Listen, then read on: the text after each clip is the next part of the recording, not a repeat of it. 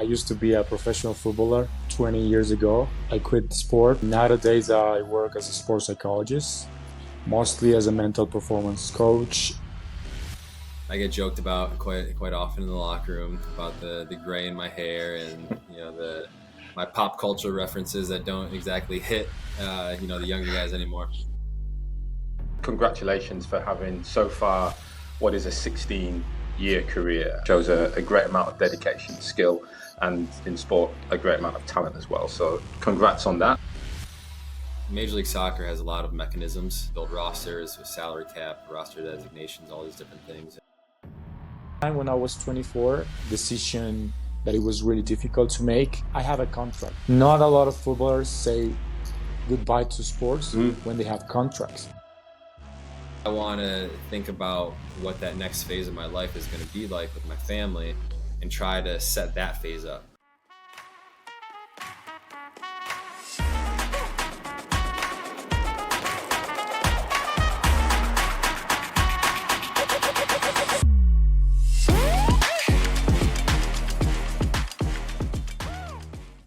Evan, Julian, welcome to the Second Wind Academy podcast. Great to have you joining me today. Yeah, thanks for having us. Thank you, Ryan, for inviting us. Yeah, and listen, what's interesting about today's session is that it's a slightly different format where typically I will sit down with one individual and work through their perspective of preparing for a career change. Today, I feel very privileged, perhaps a little bit under pressure, where today we're going to sort of navigate three of us really having what should be quite a rich conversation based on our perspectives in and around the game of football, but then also in sport more broadly. Now, there's going to be several people who are going to be listening to this who are going to be really keen for us to get started. But before we really kick off, I'd just love to ask you to give us a little bit of an introduction about who you are and actually what's literally going on in your day today. Julian, perhaps we start with yourself. Okay, no problem. Okay. Well, my name is Julian Gonzalez. I'm a Colombian guy, and I used to be a professional footballer, like a long time ago, like almost 20 years ago. I quit sport, and nowadays I work as a sports psychologist, mostly as a mental performance coach, and I deal with athletes in different transition periods, going from amateur to elite sports and then to elite to termination. And yeah, that's basically what I'm doing now. I'm working with some football teams here in my region in Bogota, Colombia, and just trying to get into some opportunities abroad. And that's the reason I just came across with Evan, so we can discuss about this later. And that's pretty much what I'm doing now. Yeah. Brilliant. Julian, thanks very much. That's a great intro. Funny how you say playing football ages ago, like 20 years ago, and I'm thinking, yeah, oh, hold on, that's the same as me. Whoa, what's going on? Exactly. Trust Yeah. me, it was only last year. Okay, let's bring a bit of relative youth into the game. Evan, let's have a chat. Yeah, that's the first time I've been called youthful in a while, which is nice. Yeah, That's so good. I'm 38 years old, which is why I find it funny, and I'm still playing professionally in Major League Soccer with Columbus Crew. And so I'm clearly the oldest person on my team and one of the oldest guys in the league. So I get joked about quite often in the locker room about the gray in my hair and my pop culture references that don't exactly hit the younger guys anymore. But yeah, that's what I've been doing. I'm just finished up year 16 as a professional. And when talking about transition, we'll get into it a little bit more, but it's something that I've certainly thought about the last 5 or 6 years and have prepared for in many ways. So along with my role as a player with Columbus Crew, I've had a professional development role. And we can talk a little bit more about what that entails, but it's been part of my role here with the Columbus Crew now for say the last 3 years. And moving forward, it looks like I'll probably play another year next year. They just can't get rid of me apparently. So Yeah, that's where we're at now, and physically, mentally, all things are feeling pretty good. So that's great. that's kind of where we're at, but still in transition mode at some point here coming in the near future. Evan, thanks for that. It is, it's absolutely fantastic that, and congratulations for having so far what is a 16-year career. I think across any sport or discipline, in fact, I'm going to say even outside of sport, being within that profession for 16 years shows a great amount of dedication, skill, and in sport, a great amount of talent as well. So congrats on that, and it's not even over yet. Yeah, thank you. Yeah. Now, one of the bits that you mentioned was a professional development role at the club. Can you just explain a little bit more about what that means and who it's for? Yeah, so it can mean a lot of things, really, and it's Major League Soccer has a lot of mechanisms in the way that they build rosters with salary cap, roster designations, all these different things, and a lot of them are kind of weird and unique, and you don't see it in many of the leagues around the world. Although it seems like a lot of leagues around the world are starting to toy with having a salary cap in some regard. So Yeah. maybe Major League Soccer is onto something there. But this professional development role is available to one player per team in every team across the league. So I wasn't even aware of it until 3 years ago when I was negotiating a new contract when my previous one had come up. And what this allows the team to do is to supplement your income outside of the salary cap paid for directly by the club up to a certain amount. So it worked out in many ways on both sides for the club and myself to take on this role. So getting paid my salary by the league and then getting paid an additional salary by the club. For me, I saw it as beneficial in multiple ways. Obviously, the financial piece was important and is important, but I also wanted to ingrain myself into the culture of the club in a way that I wasn't necessarily going to be able to do as just a player. And I wanted to continue to learn. So when that transitional period of post playing came about, I had something on my resume. Yeah. So the club, I think, saw it just as a salary cap workaround, to be quite honest with you. And they actually they put it down as a player coach, Yeah. which I think is what a lot of players decide to try to do when they're done playing. Yeah. But for me, it was I have some coaching badges, and it's not something that I've totally distanced myself from or neglect, potentially doing one day. But my ultimate ambition is to be in the front office and on a track to be a general manager in this league. Yeah. So with that in mind, I wanted to make sure that I was doing the right things in order to take those steps. So a lot of the stuff that I've been doing specifically in the last, I'd say 6 months, because I had some injuries this year. So I had a little bit extra time in and around the facility. I spent a lot of time with our data analytics team, with our player personnel director, with our scouting department, all the different pieces that work within the front office underneath the general manager and the technical director. So that gave me a lot of insight into what goes on in the club, how they go about utilizing different pieces of the organization, the processes in which they use, how they communicate with each other, the software, and all those things. So it's been very beneficial to me. Yeah. That's really broad. Yeah, exactly. Yeah. And that's what I wanted, because I'm not at a point in my career where I know specifically what it is that I want to do or what I am good at even in those departments, right? Yeah. So I'm finding certain things that I'm drawn more to, but I like having a broad idea of what's going on, because if I do one day want to be a leader of a club, then I need to have an understanding of all the different departments as opposed to just one. Yeah, and you mentioned that because it actually sounds like a really good idea, quite simply. And the way they put it into practice for some clubs sounds like it may have been a bit of a fudge just to try and get around things. But for yourself, it is, well, actually a real good actionable application on learning a lot more about the operations of a, I guess a football club, but in many respects, some of the background of what takes place, what happens off camera, off field. How have you found getting that balance between that training and determination that you need to be a player, whilst also getting this broad overview? Yeah, I'll be honest with you. I did my, it was about 2018 or 2019 when I started really taking into consideration what my post playing career would look like, and started thinking about that. And I started doing my master's in business administration. And so I was doing that online. And what I found out at that time was the more that I was able to put effort and energy and focus into other areas outside of the field, the better my performance on the field became. Yeah. Maybe I wasn't stressing out as much. Maybe I wasn't as anxious in the off moments, thinking about the game or the training session, from the day or whatever it was.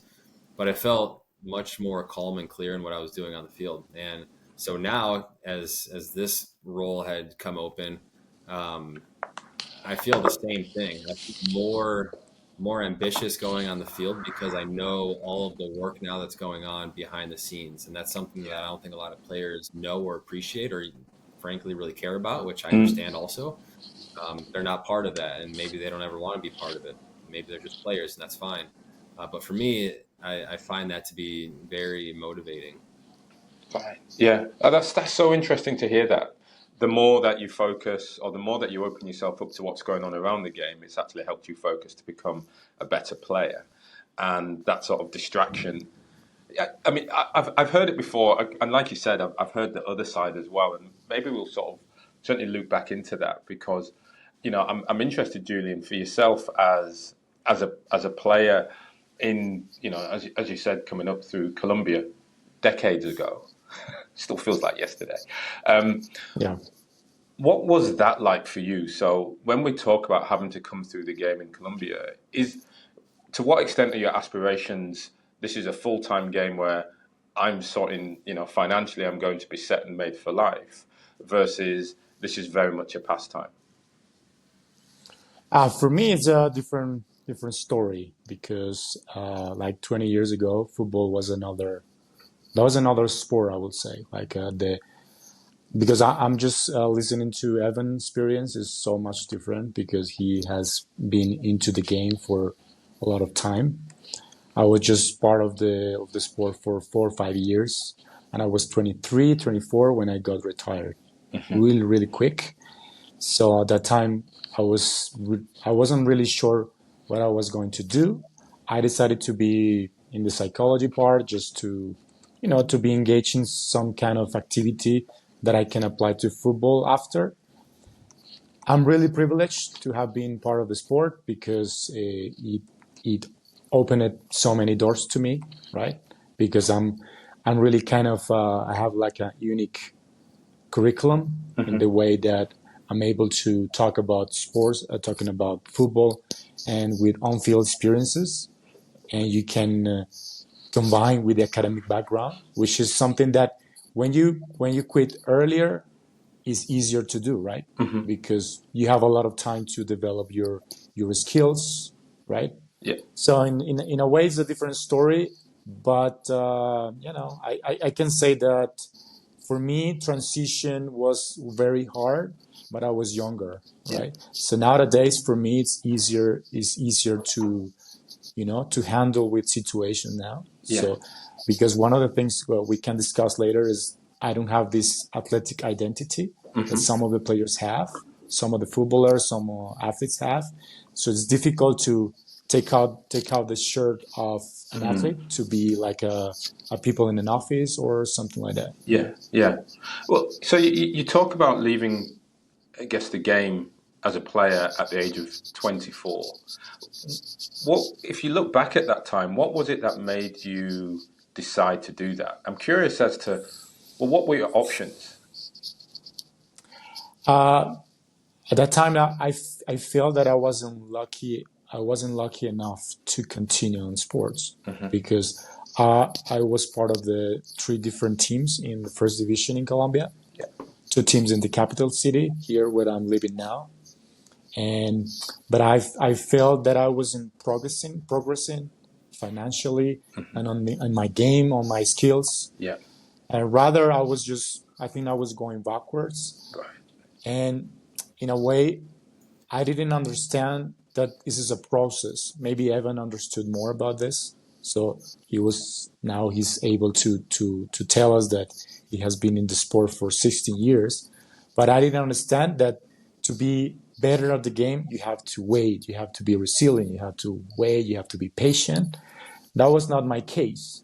So at that time when I was 24, it was like a decision that it was really difficult to make. Yeah. I said to my father, and I have a contract. That was the most unique experience because not a lot of footballers say goodbye to sports when they have contracts. Yeah. I have a contract, but I left the city. I said I don't want to play anymore, and it was just something that it happens all of a sudden. Yeah. And my father say, "Okay, I'm gonna support you," and then I say goodbye to the sport. Wow. So that was my experience overall. Yeah, that sounds like quite a tough experience. I'm going to definitely look back in. I'm interested from Evan. Have you, during your career, had a moment where you felt, oh gosh, this is it, I'm done? Yeah, many times. Actually, it's funny listening to Julian's story. It's the start of my career was not that much different. I was just fortunate enough I grew up in a family where, I went to college. I did the normal university route that a lot of American soccer players did, especially back at that time, coming into Major League Soccer. And because of that, because of scholarships and my family's ability to help along the way, I had no student loans. I didn't have any real responsibility coming out of college. So I was able to give it a real go, where people maybe not in the same situation as I was financially, or had more responsibility or whatever it was, maybe they wouldn't have been able to do that. So my first couple of years, I played in the second division in the U.S. for a team in Cleveland and then a team in Baltimore the following year. Both of those teams folded financially after the seasons that I played with them. Yeah. So I was thinking that maybe I was the curse and all these teams. What was your son? I was going to say, how much were they paying you, Evan? It wasn't me. I wasn't the problem. So then the third year, I made a conscious decision that I would go to Montreal, who was still in the second division at the time, and try out for their team after they invited me up for a trial in the winter, with the intention of joining or staying with them for when they went up to MLS the following season as an expansion. Right. Yeah. So I made the team there and stayed there for 10 years. And it doesn't really work out that way. The last thing my fiance, now wife, said to me when I went up to go on trial up in Montreal was, "I want you to play anywhere except for Montreal."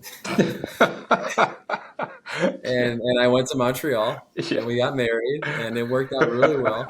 But it kind of it put her life into a little bit, I was going to say tailspin. That would have been a terrible word, because it wasn't a tailspin.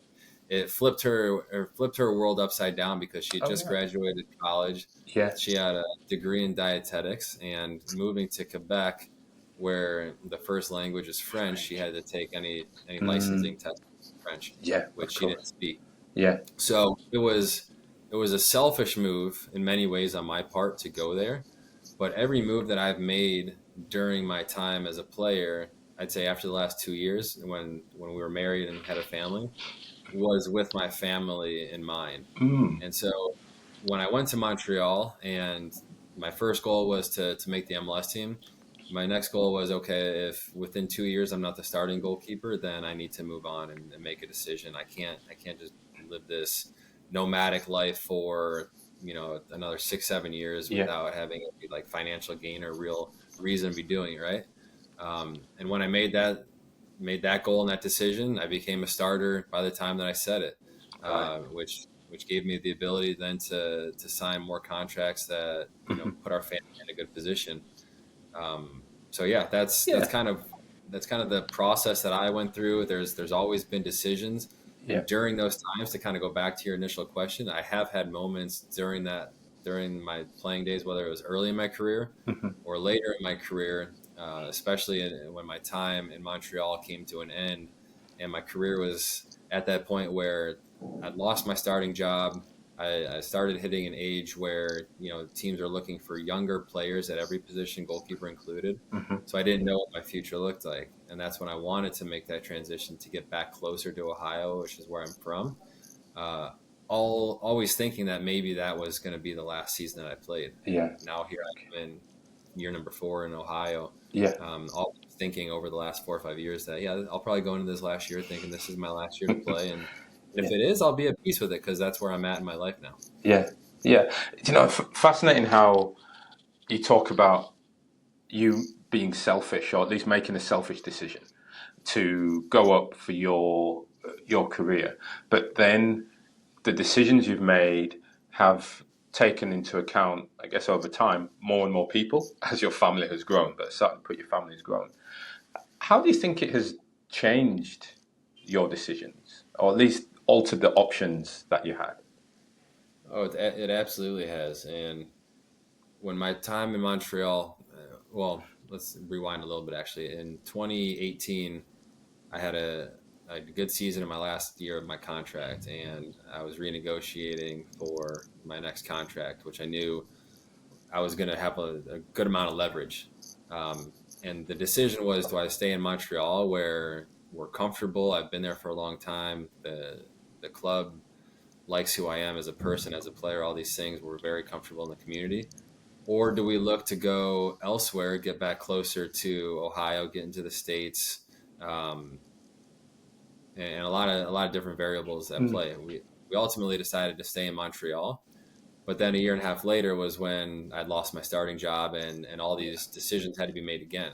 So at that point, it was, do I want to be selfish again in regards to chasing different places where I can continue to be a starter because there was options to do so, Mhm. or do I want to think about what that next phase of my life is going to be like with my family and try to set that phase up? And Yeah. I knew that phase looked exactly like what it is that I'm going through now, where I haven't been a starter for the last number of years since I've been in Columbus, Mhm. but I've been setting the the stepping stones for what that next phase looks like while Yeah. getting closer to my family. Yeah. Um, the one thing that really struck me about when we made the decision to move to Columbus as opposed to stay in Montreal, because the club in Montreal had actually said that I could see my contract out and they wouldn't Mhm. trade me, which is unusual in Major League Soccer because of the way that the league is set up. Yeah. But we told our oldest daughter that, said, "Yeah, this is great. We have the opportunity to move back closer to home." My oldest daughter, all three of my kids were born in Montreal. My oldest daughter says, "That's not my home." And that stuck with It's me just like, quite a bit. She was 7 at the time, so she understood a little bit what was going on. yeah. Yeah. And I'm like, wow, that's actually, I get it because Yeah. there's Yeah. more than my life. This is your life too, Yeah. and I can't make decisions based necessarily on you wanting to stay at 7 years old in a place, but Yeah. I take it into account. So that was it was a heavy decision based, just on those types of emotions. Yeah. It's funny. I hear you say that, and it does make me think of. So my boys, my wife and I are both British. My sons are born between Sydney, Australia, and Hong Kong. And so, as we were looking a while back at, okay, where do we move next? As far as the boys were concerned, as they were talking, certainly the elder two, um, yeah, they didn't, they almost didn't know where home was as such. Was it going back in England? Was it sort of Hong Kong, or was it being in Australia? So it's quite I can imagine, yeah, it's a bit of a shock at times where it's like, oh, you don't see yourself exactly the same as I do. You've got this different sort of global identity instead. Yeah. Yeah. Julian, you mentioned there about identity early on, an athletic identity. So just, now when we think about this global identity of our children, um, when you left the game, and you say you left at 24, right? Yeah. And so then I'm guessing you saw yourself as a footballer. So when you left at 24, what was your intention? Was it to go, right, I'm going from football and I'm getting in the game and I'm staying in the game, or was it somewhere else? No, it was to be honest, it was like a long journey because I mean I was 24 years old, just 4 years just playing football, training every day, being with my friends. Then it was like a grief moment, right? So Yeah. you have to start a new life as a student in a university. In Colombia, it's so different than in the United States, because when you are in the university, you don't have this kind of a football side where you can also play for a team. So you have to basically you have to leave the sports forever, like professionally or in a really competitive level. Yeah. So for me, it was like a long journey. I didn't expect to be in the sports quickly. I was just trying to study, trying to follow what my parents were asking me to, because Yeah. both of my parents were teachers. So it's difficult for them not to see me professionally developing in my career. And I started my journey. I went to the university. When I finished the university, I didn't want to be in the country, so I left. I went to London, Yeah. and I had the privilege to speak English. So Yeah. it's funny when you thought about your time when you were younger, that if someone will ask me, you will be able to talk to people in different countries in different languages. That will be a dream for me. But now I'm just something that I just did like a baby steps. I'm 43 now, 43 years old now, and I've been just acquiring different skills on baby steps, as Yeah. I said, Yeah. right? So for me, it was not direct goal, but by the time I got, I don't know, 30, 31, 32, I decided to be completely in sports. So I studied a master in University of Lund, University in Leipzig, in Germany and Sweden, respectively. And then I decided that, okay, I would like to be in the sports because I have this football experience and I want to bring this to the table. And based on that, I always find jobs. I always find people to work with. This is a privilege. And this is thanks to football. And it's something that maybe you and Evan have the same experience, because it's something that is I would say it's like the biggest asset that you have when you are an athlete, that you can Yeah. relate your experience to any other kind of work sector in a way. Yeah, yeah. I mean, I know what you mean from that perspective. I always describe sport being a passport to the world, to different cultures, and to almost any conversation, because you're able to get on a level with individuals. I know as I've travelled the world and moved to a new city, I can find 10 other friends who want to watch football just by saying, yeah, let's play a game, and boom, doesn't matter what language we're speaking. The language of football is global, or there's some corny line in there Exactly. somewhere. So it sounds like when you then left football of sorts, when you went into study, you didn't have this clear picture as to, boom, this is where I'm going. It was very much a path that you were on, and you followed your interest. Yeah. Yeah. Yeah, yeah. It's just it happens. It happens that way, right? Yeah. And some events can change your life, you know. Mm-hmm. And I was just trying to get what I wanted to go, and finally I got into sports psychology, and I met a lot of people in Europe, and we have Yeah. common friends with Evan. Yeah. So that's why I just encountered Evan in Columbus in March. Yeah. And since that, I've been trying to, like Steve Jobs said, like just connecting the dots Mm-hmm. and try to go forward. And yeah, for me, sports is one of the biggest experience I ever had, and I'm really happy to be a former footballer, Yeah. and I think it's gonna help me in the future for sure. Yeah. As a friend of mine says, it's athletes for life. So it always remains a part of us. So then, Evan, it does get me thinking. Then, for you doing your MBA back, kickstarting that 2018, sounds like it was around the time of either your last time in Montreal or sort of moving back. What sort of instigated you thinking, hey, I should do some study?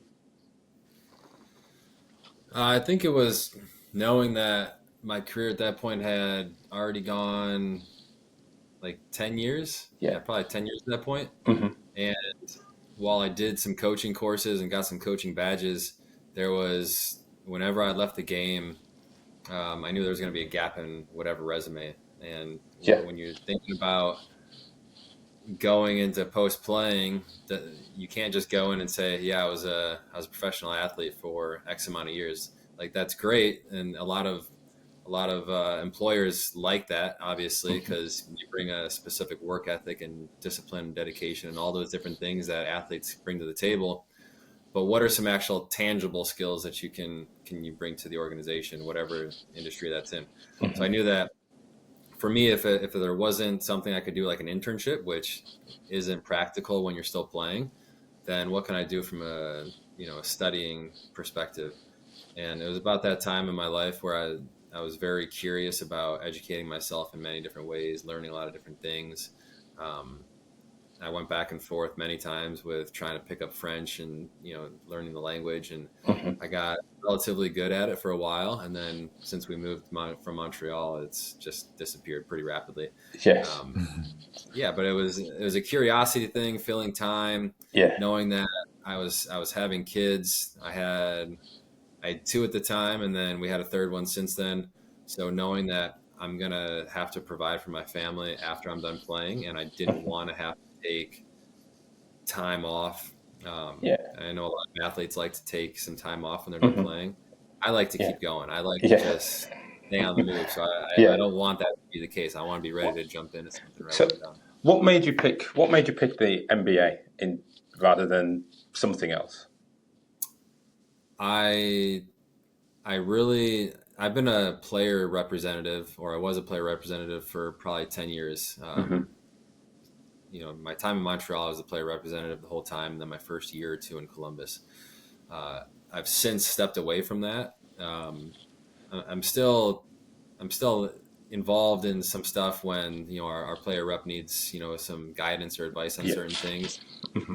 But I'm not the player representative in Columbus anymore because I thought it would be a little bit of a conflict of interest doing the role that I have within the club right now and Yeah. still being a player representative. Very true. Uh, but during that time as a player representative, specifically in Montreal, and going through, I think like 3 or 4 different CBA negotiations, and this was before the COVID stuff with return to play and the Mm. CBA negotiations that went into that.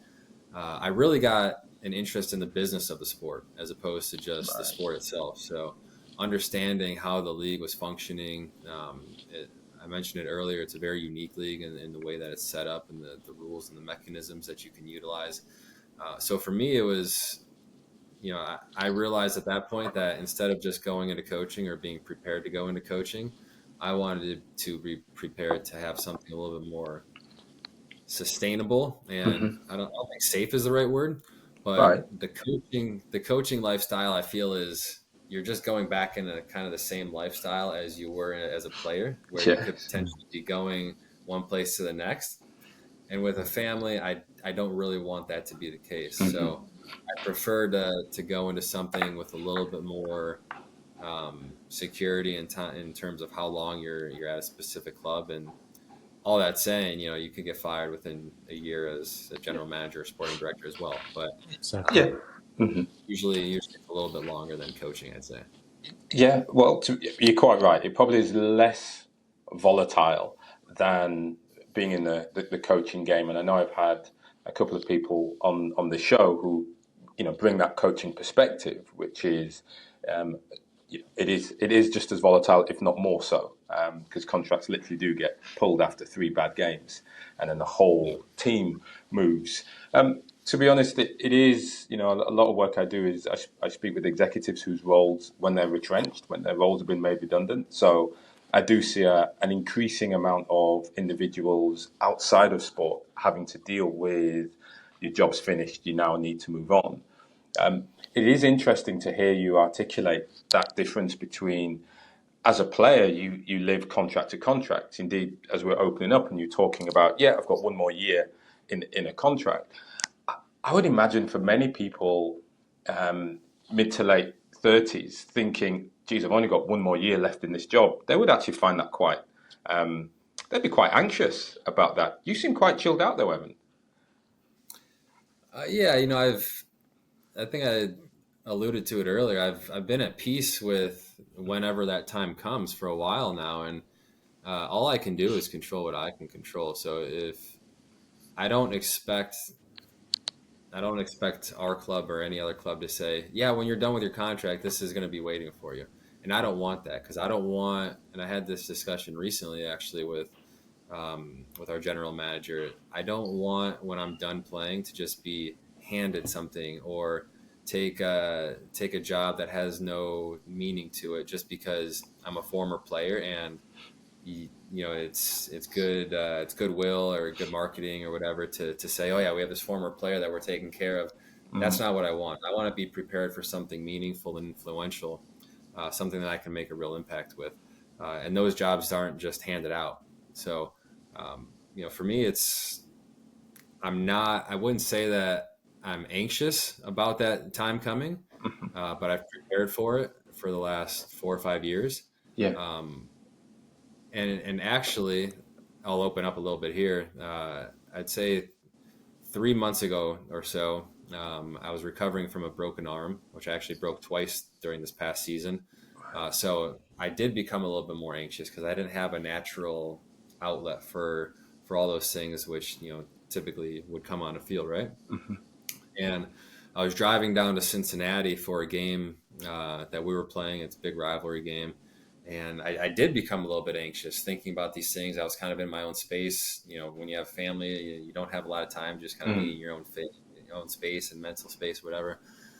So I was kind of overcome with a little bit of anxiety and emotion. So I connected with, I guess you can call it a career transition coach, more of a sports psychologist, which I'm sure both of you are well aware of. And we talked about what that transition looks like and what it's looked like for other athletes that he's worked with and stuff like that. And what I've come to realize is that I'm more prepared than pretty much every other person that is in my situation or has been in my situation because of the things that I've been doing the last 5 or 6 years. Yeah. So because of that, it can alleviate some of my anxiety without really knowing what the future actually does hold, because I believe and feel that there will be options whenever I make that decision that my days are done playing. Yeah. Well, that's right, and that preparation, as you mentioned there, is really key. I guess I was going to ask Julian as well, but what is it that actually, Evan, I'll come to you. Why do you think, or what is it that you think has made you want to be so prepared compared to everybody else? Then you're in the same changing room, you're in that same environment. What do you think? What do you think the differences are? I honestly think some of it's cultural. I think in our league, the American player, and specifically the older college-educated player, probably always knew that there was going to be another career outside of sport. Whereas I think recently there's been a transition with how quickly they're elevating academy players and second team players and giving contracts to younger players that are foregoing college. They're not necessarily seeing that side of what could potentially happen in the future. Right. I've talked about this with Julian before, where I think that moving forward is going to be a big emphasis. If clubs are really, really concerned about the wellness of their players, especially their homegrown players, their academy players. And there's enough studies that I'm sure you're aware of throughout Europe, specifically in England, of those types of academy players that don't get first team contracts, or maybe they get one and then all of a sudden they're out of the game and they have no formal education or understanding of what that world looks like to them. So I've always had that in the back of my mind. And I never really thought that soccer was going to be my career, especially the first 4 or 5 years that I was in it. Of course, yeah. I was thinking man, this is fun. This Yeah, is a great way yeah, to more than a hobby. I was making enough to where it was more than a hobby, but yeah. certainly not something that was I thought would be sustainable for years and years and Mm, years. And then all of a sudden, it was because of a couple of good years. yeah, But then the decline comes just as rapidly at some point too, right? So you have to be yeah. It prepared for does. that. Yeah. So what you're talking about there, and Julian, I'll keen to get your perspective as well. But Evan, what you're talking about there is the shift in professionalism of the game is starting younger. And by starting younger, it's missing out those few years where you've got this university education, but actually, I'll say university experience or college experience. And during that college experience, you're mixing with or you're seeing other people who don't have this sporting path, or at least Yeah. those who are with you, but not as good as you, quite simply on the field. So you know they're going to start moving elsewhere. So skipping that poses a few challenges for individuals' well-being as they sort of transition through the game. I get it. I like the way you frame that. And so, Julian, from your perspective, how do you see sort of this shift? And perhaps importantly, how do roles like yours help? Yeah, it's different in Colombia because it's we don't have this factor that I think is very positive that you are in the academic setting and at the same time you are playing football, like most of the American soccer players or footballers. I think it's very nice because you can get in contact, as you said, to people that are doing different things. So you have another perspective of life. But when you're in Colombia, you go from the amateur to the elite sports, and you can drop out of the sport like in 2 years. You have no academic background, so you have to do all this transition like really quickly. And most of the time, from this I wouldn't say the Latin American countries is so hard because normally people, as Evan maybe knows a lot of Latin American guys, they come from really poor areas. So it's so difficult for them to get academical background. And so they are just in a nowhere land. They Mm-hmm. don't know what to do. They don't know what to do. So it's really hard for them. So it's this is the I think this is the factor being in the college at least for 4 years. It gives you another perspective, and I think this is really nice from the American culture that we don't have. Now, nowadays, we have this online education that it contributes somehow to the players when they are in the hotel, when they are in away, when they have in the evenings, they are able to learn something to educate themselves. But still, there is still room to grow in the Colombian culture. As far as I know, or as far as I'm concerned, we don't have this kind of transition programs like Mm. you cannot Okay. compare with the MLS that they have a lot. I think a really good supporting system. We don't have that here, Right. and still something that we have to do here in Colombia. Yeah. Actually, that's really interesting. Because one of the bits I work across was I work with athletes who, I'll say, go down the Olympic route. So they'll be doing sports that are not necessarily professional. They are certainly full time, but it doesn't mean they're getting that paid amount.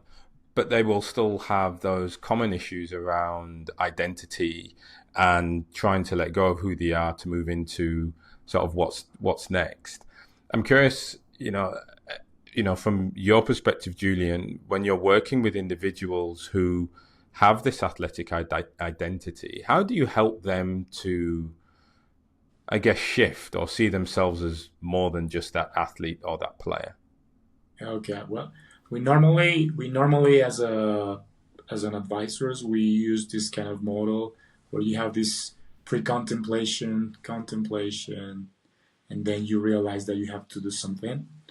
I advise young athletes even to start working on transition to retirement since a very early age, like 24, 25, because you don't never know, right? You never know when you're gonna have to be retired. So sometimes you start with just informal conversations in the dressing room. So what are your skills? What would you like to do after sports? What are your Mhm. interests? And this is very good for them because they can reflect.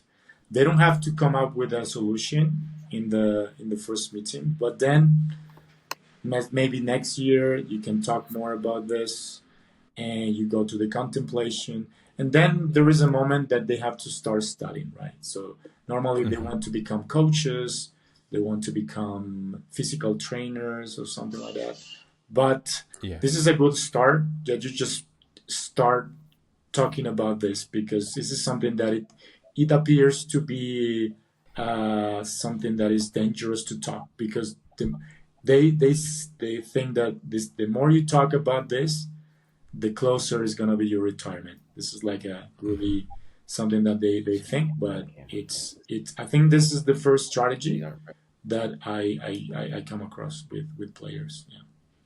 Yeah. Yeah. Yeah. And it is interesting that identity starting early, without impacting your playing performance. And I guess, Evan, when you think about it, then when you think about how you see yourself today and how you're going to see yourself, I'll say in 18 months, what what what do you think about that? What do you think might be challenging for you at that moment?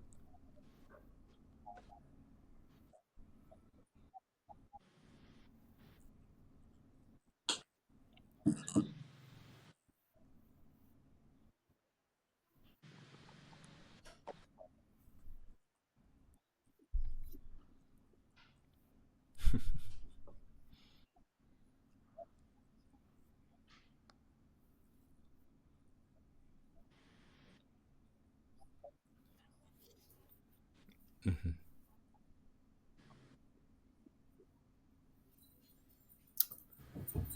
I think I think certainly the loss of identity, and I'm not even necessarily Mm-hmm. scared of that. In many ways, I'm actually kind of excited for that because it's often where you go to a gathering or a party or whatever it might be, and the first thing that somebody asks you is, "So what do you do?"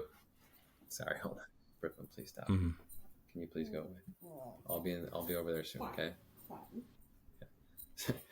But yeah, the first thing somebody asks you is, "What do you do?" And to me, that question is always like, That's it. well, they're gonna only want to talk about what I do now because what I do as an athlete is unique and interesting, right? And I love that, but at the same time, I don't want my whole being to be wrapped up in what I do because then you lose sight of who you are as a person. People don't ask those types of questions anymore. They don't ask Yeah. about your family anymore. They ask about your Yeah. sport, Yeah. your teammates, your season, and all these things that you try to get away Yes. from in Yeah. many ways in Yeah. whatever industry you're in. You Yeah. don't want to talk about your But work like you all the say, time, you right? You want kind to of feel talk ready, and I about know other there are passions that there you are have or others. learn One of the about the other challenges person you're you may talking well to. face is people will And in keep many pulling ways, back to be like, when you're "Hey, in a you're kind of group, tall. You should I've play sport." become almost Here we not go. insecure, Okay. All but right. it And that feels like you're that will hogging the keep coming back in. conversation I'm because sure. more people are Um, interested in what yeah. you do as a profession than maybe an accountant or an engineer in the same group of people talking, right? So I'm kind of looking forward to that, to be quite honest with you, at some point. Um, yeah, so that's kind of where I'm at. Hi, it's Ryan Gonsalves here. Thanks for tuning in today. I just want to take a moment to ask you an important favor. To help grow this channel, one thing will do that above more than anything else. Please hit that subscribe button. By hitting that subscribe button, you help me to grow the channel, allowing me to create more tailored content, improving the quality, and also to develop additional services such as the workshops, one-on-one sessions specifically designed to support elite athletes in that difficult transition to that career beyond sport. So if you want to join me on this journey to help inspire, guide, and connect individuals to find their second wind, please hit that subscribe button. Yeah. Mm-hmm, Yeah, mm-hmm, I think to not cut you off, but the one other fear, and I guess I could have answered this for many other questions too, is why I prepared so much. Yeah, that's Is I interesting. think once you tell It's somebody got me you're an thinking athlete, now. that This is comes going to keep going in my with head long a after this conversation. I'm sure, but preconceived notion yeah, or I a guess perception from you're other quite people right. There's that that assumption that you're people are not as intelligent or as that people are prepared making for a high because of level your conversation profession. as maybe somebody We else get that was. as athletes. You We get get it as all that sorts of that things. If someone identity as a says I'm an jock accountant that or I'm an actuary is or something like that, you start is to assume stereotypical and what it's they must unfair be in many like, ways, right? and I try to avoid So hence, that because I don't what are want the people to implications believe of that that that as an is athlete? the Often epitome it of who could I be am. at least negative in this regard. Yeah. Well, look. Listen, guys. I've definitely kept you for long enough, and I've really enjoyed this conversation. I suppose what I'm interested in now is, and maybe start with yourself, Julian. When someone's asking you for that guidance on, maybe how do I best prepare for that, not just the athletic transition, but that Yeah. transition to that life after the game. What types of guidance or steps do you suggest that they do? Okay. Well, as I mentioned before, the first thing is just to reflect on that, like to take time out of the sport to know what to do, to Mm. start like a plan, right? Based on Yeah. not like in the goals you want to have, you want to pursue, but also in the values that you want to get into your life. So what kind of things you want to get into your life after sports. So what would you like to be if you would like to be any career you would like to pursue? That's something that, of course, definitely you have to understand what are your best skills, and it's something that you can do, as Evan was mentioning. Then, when you have some time, like 5, 6, 7 years, you have time to reflect what are your best skills in sports or out Yeah. of sports. If you are really good, you're really good at talking to people. If you're really good at, I don't know, at numbers, if you're really good at training and understanding football, for example. So this is the best way to understand where to bring your energy after. So I Mm-hmm. think that's very important. Then the kind of guidance I do usually is just to help the athletes to find the best I don't know, online educational platforms, because that's the I think that's the method of education that fits the most with athletes that are Right. active. Yeah. And something that I do and I usually did in the past, it was talking about financial Yeah. uh, Mm-hmm. issues, and it's really good because when you go to this with some experts. Once I remember that we planned like a workshop with an active player, a really famous Mm-hmm. player in Colombia, and he was preparing a workshop with me, and he presented to the players, and it was really nice because some of the players just realized that the finance world is very important to understand, because they're gonna get Mm-hmm. sometimes they're gonna get a lot of money, but sometimes they just have enough money to live for 3 4 years after sports. So they need to Yeah. realize where to invest, where Yeah. to, yeah, if you're gonna buy houses, if you're gonna be a realtor, if you're gonna be just putting some money in the bank, whatever you wanna have. And Yeah. yeah, I think this is kind of the steps you have to do in the guidance process. And Mm-hmm. yeah, and try to banish the athletic identity. This is very important because the more this is the research, that's what the research suggests, is the more Mm-hmm. athletic identity you have, the more problems you're gonna have to Mm-hmm. adapt to the new life after sports. Yeah. Yeah. That's great, Julian. Thanks very much for that. And Evan, when you think of, imagine the young player coming to you and just says, "Hey, you seem prepared. What can I do? What guidance do you give to them, Evan?"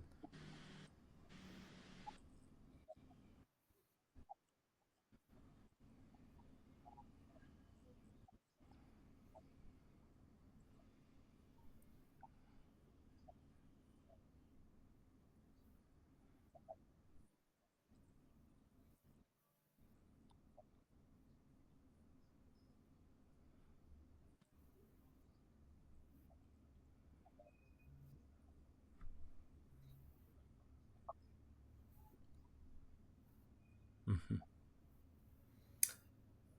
I agree with a lot of what Julian said. I think that taking the necessary steps to be prepared, whether that's through education or experience or whatever it might be, is important.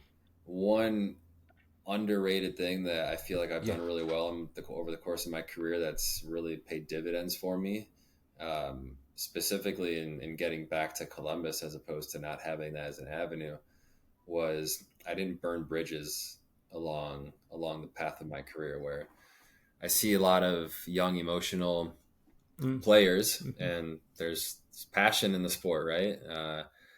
Whether you're on the field, off the field, decisions are made. It's a very cutthroat industry, obviously, with very few jobs available for a lot of people trying to get those jobs.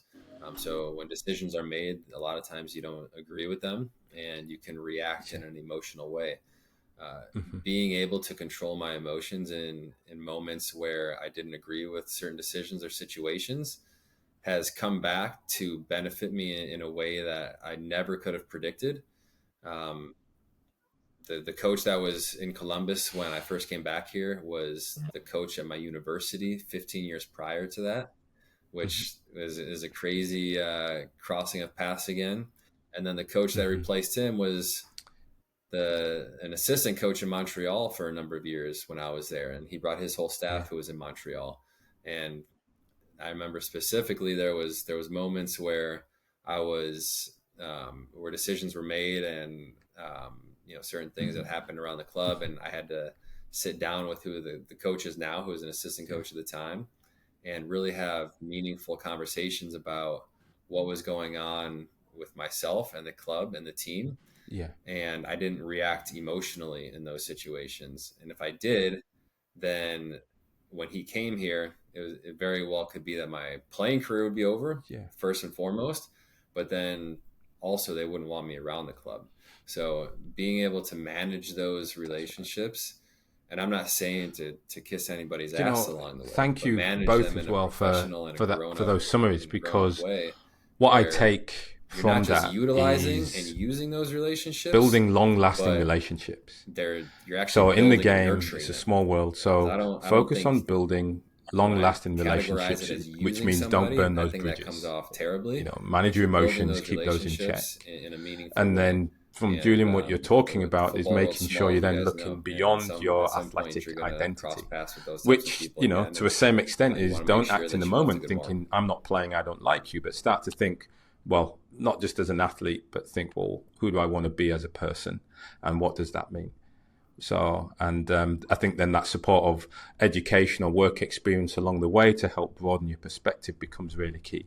So listen, Evan, Julian, I want to thank you both so much for taking the time out to quite simply share your perspective on the Second Wind Academy podcast. Thank you. Thank you, Ryan, for your time.